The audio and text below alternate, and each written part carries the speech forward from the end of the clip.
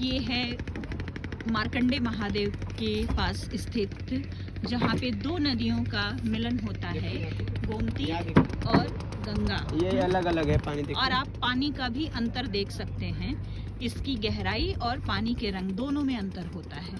ठीक है, महादेव का बहुत ही प्रसिद्ध मार्कंडे महादेव मंदिर बहुत प्रसिद्ध है, जो कि वाराणसी के पास ही स्थित है। ठीक है, देखिए। बताओ ये प्रसिद्ध क्यों है? जी आप बताएं, मनीष जी बताएं, आप ये प्रसिद्ध क्यों है? मार्कंडे बाबा की वजह से प्रसिद्ध है। कहा जाता है कि अपने जीवन काल में एक पंडित थे, जिनको एक बच्चा हुआ जिनका नाम मार्कंडे रखा गया। उनकी जीवन योनि बहुत ही छोटी थी, कुछ 7 साल के करीब। तो वो काफ़ी यज्ञों के बाद उनको वो पुत्र प्राप्त हुआ था, तो उन्होंने कहा कि इसका समाधान क्या है। तो खुद बाबा ने लिखा हुआ था कि इसकी जीवन काल छोटा है, तो इससे उबार भी सिर्फ वही सकते थे।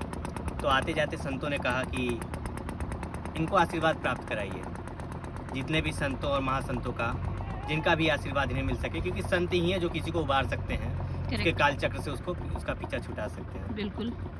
तो एक बार सब ऋषियों में से एक ऋषि आ रहे थे, बालक ने चलते उन्हें प्रणाम कर दिया, दंडवत प्रणाम। उन्होंने कहा दीर्घायु भव। तो फिर पंडित जी आए तो कहे कि आप ये ने क्या दे दिया है वरदान, जो संभव ही नहीं है। तब उन्होंने ज्ञान लगाया और उन्हें पता चला कि भाई साहब इसकी तो जीवन योनि ही छोटी है, तो दीर्घायु कैसे हो सकता है। अब उन्होंने दे दिया है वरदान, और सप्तऋषि का वरदान खाली नहीं जा सकता, इसका उपाय खोजना होगा। तो उपाय खोजते खोजते ये लोग नारद मुनि के पास पहुँचे।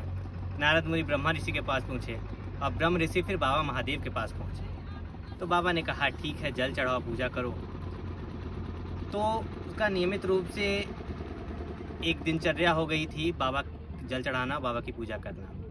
तो जिस दिन काल चक्र पूरा हुआ और यमराज वापस आए लेने के लिए मार्कंडे को, तो मार्कंडे बाबा शिवलिंग को लपेट कर पूजा कर रहे थे। उनकी हिम्मत नहीं हुई कि वो मंदिर में अंदर जा सके।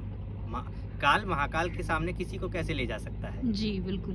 तो उन्होंने बोला कि प्रभु आपकी बनाई सृष्टि है, आपके बनाए नियम हैं, तो आप बताइए कि ये कैसे हो सकता है। जो आया है वो तो जाएगा ही जाएगा, जिसका जितना काल चक्र है उतना ही भोगेगा। बिल्कुल। तो उन्होंने कहा, कुछ समय दिया कि इतने समय के बाद आना, पर ध्यान रहे वो समय इसका नहीं होगा, वो समय मेरे अनुसार होगा। ओके।